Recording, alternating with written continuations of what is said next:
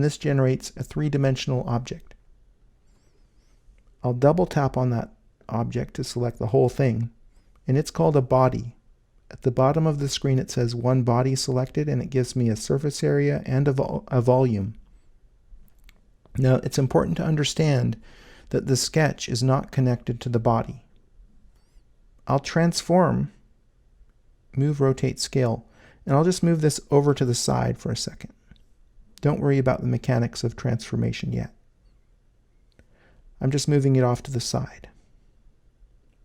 Now, if I change the shape of this face by altering its boundary conditions, or even by eliminating it, it bears no effect upon the object. Do you see that? If I move this over, it doesn't update the object. So they're not connected. I can actually use this face to generate another body in that way.